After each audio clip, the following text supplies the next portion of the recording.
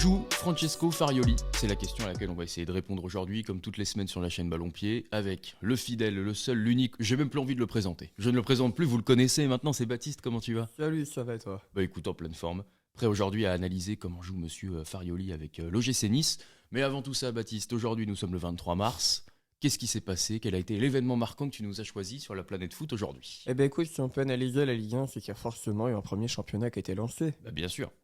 Et donc en 1888, les Anglais ont lancé la Football League le 23 mars 1888. Et oui, c'est le premier championnat au monde qui a été inauguré. Il n'y avait pas beaucoup d'équipes à l'époque. Si on peut aujourd'hui vous faire des analyses de la Ligue 1, c'est qu'il y a eu un premier championnat de lancé. Et donc c'est comme cela qu'a démarré la Football League le 23 mars 1888. Monsieur Farioli, as-tu des petites anecdotes sur cet entraîneur ou veux-tu passer directement à l'analyse? Ouais, c'est un très très bon client de l'école de Zerbi. Il a été son adjoint pendant plusieurs années, mais il s'est détaché de Roberto De Zerbi. Il y a beaucoup de similitudes dans son jeu, on le verra au tableau tout à l'heure, mais en tout cas, Francesco Farioli, c'est quelqu'un qui est extrêmement actif sur le banc, il donne beaucoup de consignes, un peu trop des fois. Il s'est déjà fait réprimander plusieurs fois par les arbitres, mais c'est vraiment quelqu'un qui a pu se faire un jeu à la De Zerbi, même si c'est pas franchement un jeu comme Roberto De Zerbi. On va voir ça directement au tableau. Eh ben c'est parti, on passe à l'analyse. Comment joue Roberto De Zerbi Pas du tout. C'est Farioli, hein. Comment joue Francesco Farioli? Comme vous pouvez le voir, c'est un 4-3-3, tout ce qu'il y a de plus simple. On a Marcin Bulka qui est dans les buts, lui qui effectue sa première saison avec l'OGC Nice, première saison en tant que numéro 1. Ça fait déjà plusieurs années qu'il est là-bas, mais en tant que numéro 2, on a un rôle de latéral droit qui est joué habituellement par Youssef Attal. À gauche, on a Melvin Barr, qui est vraiment un des joueurs clés de cet effectif niçois. Dante Todibo, c'est la charnière classique depuis quelques années. On a Youssouf Ndiaye Chimiye, qui est très très important, puisque c'est lui qui, en phase défensive, vient se caler derrière. Hop, comme ça, il revient. Et ça fait vraiment un troisième défenseur central qui permet aux latéraux de vraiment monter lors des phases offensives. Youssouf Ndiaye Chimiye, c'est vraiment un gros régulateur. C'est une sacrée recrue qu'ils ont fait. Hein. Et t'allais Ouais, le ouais, chercher en c'est- Turquie et tout, c'est une super belle recrue. Hein. Et qui, en Turquie, jouait en tant que défenseur central Ouais. au Midipol Başakşehir. On a également deux milieux qui sont très très importants, que sont Kefren Turam et Hicham Boudaoui. Ce sont vraiment deux essuie-glaces. Ils viennent, ils montent, ils descendent, ils montent, ils descendent. Je crois qu'au niveau des kilomètres parcourus en Ligue 1, c'est pas être très loin des deux meilleurs. On a deux ailiers faux pieds. Jérémy Boga, recruté cet été à l'Atalanta de Bergame, qui revient toujours axe, qui peut déborder, mais qui revient souvent axe pour laisser à Melvin Barr tout le loisir de monter. On a également Gaëtan Laborde, lui, l'ancien attaquant de pointe, qui également peut revenir intérieur, vraiment. Et on a cette pointe un peu fixe mais très mobile qui est Terem Moffi, recruté très cher du Football Club de Lorient l'hiver dernier pour la bagatelle de 25 millions d'euros.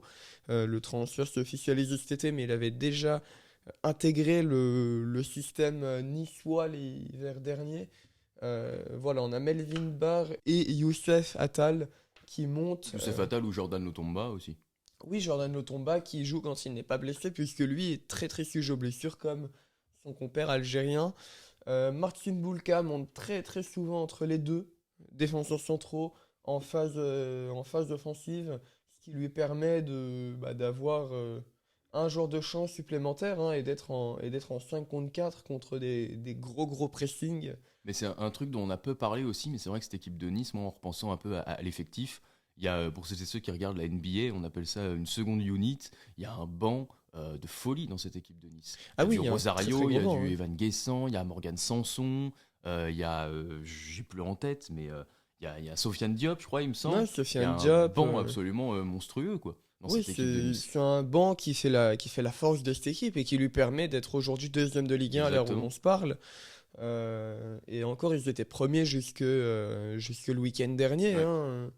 Mais non, franchement, ça leur permet d'avoir un effectif vraiment très complet et de pouvoir se permettre de laisser un Morgan Sanson sur le banc qui vient prendre le rôle d'un Hicham Boudaoui ou d'un Kefren Turam quand l'un des deux est vraiment cuit. Pablo Rosario, qui lui joue défenseur droit actuellement, bon, il est un peu plus reculé, mais il participe quand même beaucoup aux phases de construction, avec de la maladresse certes, mais de la très très bonne volonté. Eh bien écoutez, je pense avoir été complet là-dessus. On va pouvoir passer aux joueurs à suivre. Bon, Baptiste, après cette analyse de Monsieur Farioli et de l'OGC Nice au tableau, quel est ton joueur à suivre?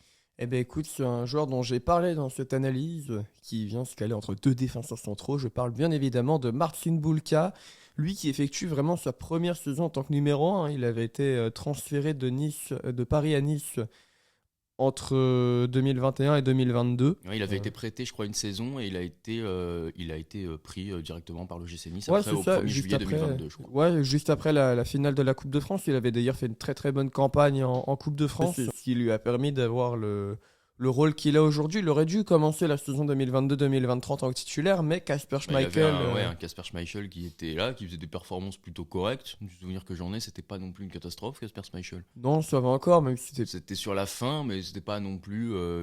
Moi, j'ai souvenir que ça allait. Après, c'est mon avis, mais des matchs que j'avais vus de Nice, c'était pas non plus une cata absolue, hein, Kasper Schmeichel. Non, c'est très très bon. Maintenant, tu promets un rôle de numéro 1, mais que tu as une opportunité de marcher sur un gardien. Je pense que Maxime Dupé, Anderlecht, cette année, a été victime de la même chose, hein. Il a été recruté en Ouais. tout début de mercato et Kasper Schmeichel est arrivé. Opportunité de marché.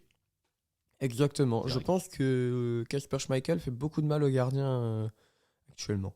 Non, mais Marcin Bulka, ouais, mais c'est un bon gardien et je pense que ça l'a aidé d'être au PSG. Il a été avec Navas, avec Sergio Rico, c'est des top gardiens, ça a dû l'aider à progresser, à mon avis, sur pas mal de choses. Et ça se voit parce que c'est vraiment un top gardien dans cette équipe de Nice et a été élu joueur du mois de Ouais, il a septembre, il été me élu semble, en joueur du Ligue mois en 1. septembre. Il commence bien la saison, hein. Donc, ouais, C'est très très rare de voir un c'est gardien rare, élu ouais. joueur du mois. Mais d'ailleurs, dans cette élection de joueur du mois, il y avait deux gardiens, vu qu'il y Ouais. avait Marco Bizot. Marco C'était Bizot, vous incroyable. savez un petit peu normalement comment joue Monsieur Farioli. Nous n'avons pas la science infuse. Si vous avez des précisions, si vous avez une toute autre analyse, si vous avez même vu des choses que nous on n'a pas vues, n'hésitez pas à l'espace des commentaires et fait pour ça et on vous lira avec grand plaisir. Nous on se retrouve la semaine prochaine pour parler d'une nouvelle équipe de Ligue 1, d'un nouveau coach, d'une nouvelle façon de jouer, d'une nouvelle tactique. Rendez-vous la semaine prochaine, même lieu, même heure sur la chaîne Ballon Pied. Salut à tous. À la semaine prochaine, salut.